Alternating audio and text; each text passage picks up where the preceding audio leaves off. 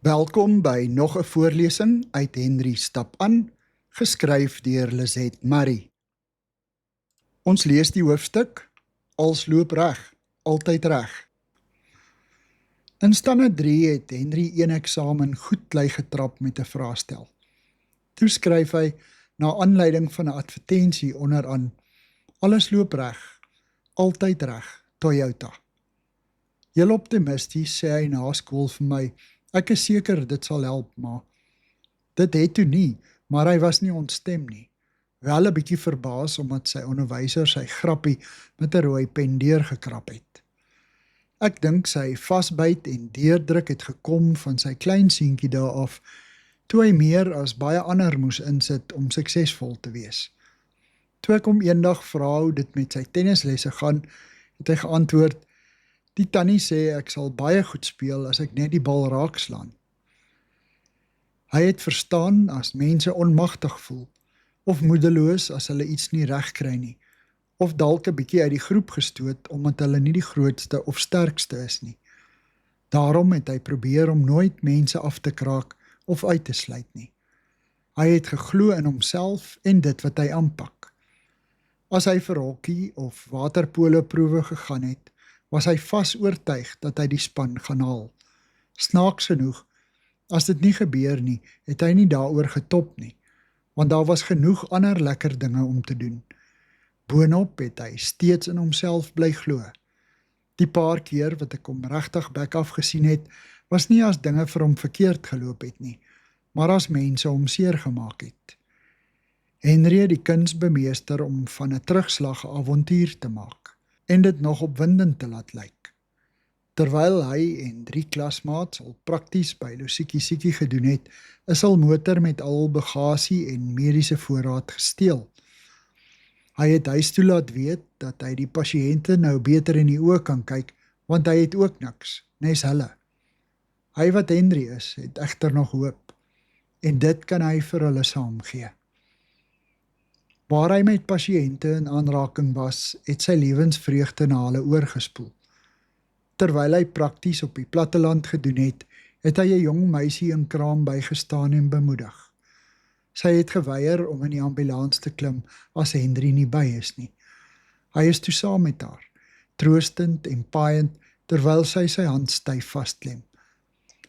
By die teater het die chirurg hom uitgevreet. Om 'n meisie in so 'n toestand te kry en dan nog nonchalant saam met haar in die teater te wil gaan, is die toppunt van arrogansie.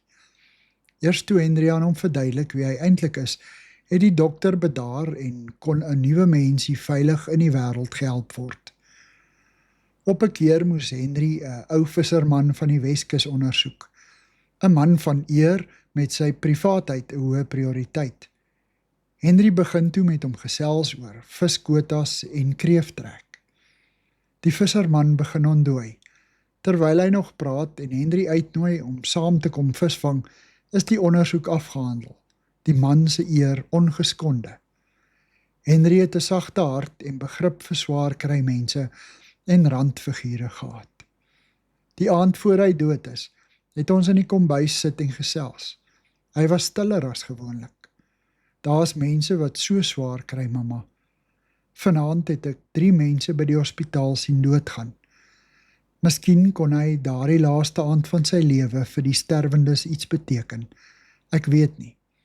Al wat ek weet is dat Henry op die ou end waarskynlik met 'n skewe glimlag oor sy eie lewe sou gesê het: Alles loop reg, altyd reg, Toyota. Ons lees die hoofstuk Middelkind. Toe Andrew gebore is, het 'n liewe buurvrou, Antoinette, vir Henry eenkant toe geroep en op haar hurke by hom gaan sit. Henry, weet jy dat die middelste pilaar van 'n gebou 'n groot werk het? Die hele gebou rus op hom. As hy pad gee, val die gebou in mekaar. Jy is die middelste van julle 5 boeties. Jy het 'n baie belangrike plekkie. Onthou dit altyd. Henry het dit nooit vergeet nie. As middelkind het hy gesorg dat verhoudings weerskante toe goed in stand gehou word. Hy het gesorg dat hy dikwels iets spesiaals met 'n broer doen, of sommer sit en nonsens praat of 'n vinnige SMS stuur. Waar hy was altyd 'n groot gelag en vrolike doenigheid, met hom die middelpunt van die aksie. Die seuns het self 'n stelsel van peetbroers uitgedink. Elkeen was vir die welsyn van 'n broer 2 plekke laer af in die ry verantwoordelik. Colleen, as Henry se peetbroer, het gereeld sy waaksame oog oor Henry laat gaan. In 'n sin was hy 'n mini-pa vir hom, so Sep op sy beurt vir Wim en Henry vir Andrew. Daardie groot gat in die middel van hulle intieme kringetjie was bitter swaar om toe te kry. Henry het dikwels vir George gesê, dis nie aldag maklik om die middelkind in hierdie huis te wees nie. As pa werk vir die kleintjies uitdeel, is ek een van die kleintjies. En as pa werk vir die grootes gee, is ek een van die grootes. En nou is dit tyd dat ons hierdie middelkind se klere verdeel. Vir my is dit 'n pynlike afskeidsproses. Een kyk na sy streepies hemp en ek sien Henry onbesorg deur die woonkamer wip op pad ergens heen. Ek sien sy skoolbaadjie in sy kas en is asof ek weer teen hom op die verhoog by die prysuitdeling staan en 'n wapentjie vir hom aansteek. Ek hang sy wit hospitaaljas terug en sien hom tussen klein pasiëntjies by 'n kliniek sit. 'n Dogtertjie op sy skoot. Seentjies met hul arms rankerig om sy nek. Ek probeer myself troos. Hoe lank kan 'n stukkie klere op stuk van sake in elk geval hou? Maar tog, klere was van my kinders se kleintyd af vir my meer as klere. Dit verklap dikwels soveel van die een wat daarin rondloop. Henry se klere vertel hoe hy geleef het. Ongeërg, stylvol, prakties, gemaklik, byderwets en kindsinnig. Ons gaan sit op die groot ou bed in die spaarkamer rondom die hoopie klere in die middel. Elkeen sê wat hy graag wil hê. En hoekom? Agter baie van die klere sit 'n storie. Die mooi poeierblou hemp wat 'n kolop gekry het en wat ek en Henry herhaaldelik geblyk het totdat 'n wit hemp met blou knope aan die ander kant uitgekom het, kry 'n hangplek in Wim se kas. Sy matriekafskeidspak se broek, waarmee hy oor 'n draad gespring het en wat ek sommer so staan aan sy lyf toegewerk het, word Andrew se. Colleen kry 'n liefling trui, Sep sy gemaklike aanglipskoene. Ek dink onwillekeurig aan die Romeinse soldate wat aan die voet van die kruis die lot oor Jesus se klere gewerp het. Vir hulle was dit bloot bruikbare klere, 'n bokleed en 'n onderkleed, van bo tot onder in een stuk geweef. Hulle het waarskynlik nie eens nagedink oor die man wat in daardie klere rondgeloop het en wonders gedoen het en mense se lewens verander het en baie tyd in stilte by sy Vader deurgebring het nie. Christus is by uitstek die man in die middel, die middelste pilaar waarop die gebou rus. As hy uit ons lewens is, tuimel alles in mekaar. Hier sit ons rondom die klere van 'n doodgewone mensekind en ons raak met liefde en sorg aan sy paar aardse goedjies. Henry, ons middelkind, 'n sterk pilaar tussen sy broers, maar die gebou gaan nie in mekaar stort omdat hy weg is nie. Ek wens ons klompie, wat Jesus liefhet, kon sy klere gekry het, sodat ons, elke keer as ons dit aantrek, daaraan kan dink dat hy gesterf het, sodat ons kan lewe. Ons lees die gedig Blou van Lucia Smith. Die oomblik toe jy weg is, het die voeltjies in die hok verstil tot stom. Die grasgroen klein trapsiekies was skielik in 'n pikswart kleed vermom. En toe die kleur uiteindelik weer terugkeer, het die groen verbleek tot blou. 'n blou, blou, blou.